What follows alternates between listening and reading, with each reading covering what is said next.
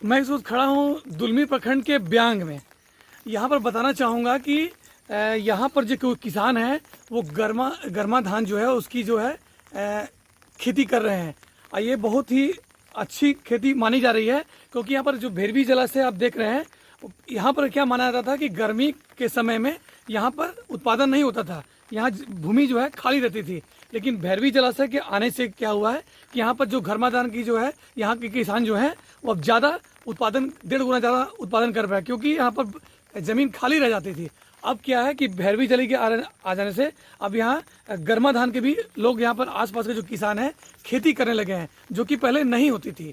आइए जानते हैं किसान से कि इन लोगों को कितना फायदा हो रहा है गर्मा धान से, जो पहले नहीं हो पाती थी, अब जो है गर्मी के समय में भी ये लोग कर पा रहे हैं। जी बताएं। जी मैं बसंत कुमार महतो ब्यांग से। ये जो आप खेत देख रहे हैं इसमें पहले खेती नहीं होता था।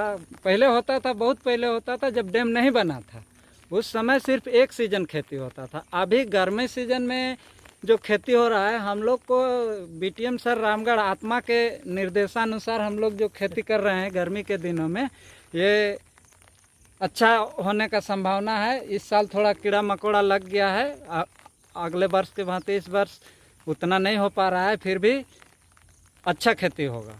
और ये जो भैरवा जलाशय के माध्यम से और अगल बगल जो है और सब्जी खेती हो रहा है, तरबूज हुआ है और ये मकई लगा हुआ है। मेरे यहाँ 3-4 एकड़ ज़मीन में मकई भी लगा हुआ है। तो सिंचाई का सुविधा होने से बहुत सारा खेती हो रहा है। उसके बाद और प्लानिंग है हम लोग का, इस बार यहाँ जो फील्ड आप लोग आए उधर से खाली फील्ड देखे, उसमें पूरे तरबूज का प्लानिंग है अगले बार ये भैरवा जलाशय के माध्यम से। तो बहुत अच्छा आप देख रहे हैं कि बेहतर फसल कैसे हो, गर्मा धान कैसे हो, उसके लिए समय समय पर जो है आत्मा के भी लोग जो हैं यहाँ पर बेहतर शिक्षा दे रहे हैं।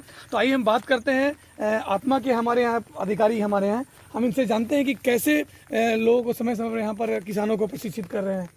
जी बताएं। हम लोग का आत्मा योजना से प्रशिक्षण कार्यक्रम चलते रहता है यहाँ, और ब्यांग गांव काफ़ी, यहाँ के किसान काफ़ी प्रोग्रेसिव है, नए नए चीज़ का खेती करना चाहते हैं। यहाँ शकरकंद की खेती भी बहुत लार्ज स्केल में होती आई है, अरहर की खेती भी बहुत लार्ज स्केल में होती है, और इस वर्ष तरबूज की खेती बहुत ही लोग अच्छे ढंग से और अधिक एरिया में किए हैं। और नेक्स्ट ईयर और प्लानिंग है कि और इसका एरिया बढ़ा के कम से कम 30-40 एकड़ तक चला जाए। कुछ लोग स्ट्रॉबेरी के खेती करने के लिए भी जागरूक हैं, जिसके बारे में हम लोग प्रशिक्षित किए हैं। हो सके संभव हो तो इस वर्ष ही स्ट्रॉबेरी की खेती ये लोग कर पाएंगे।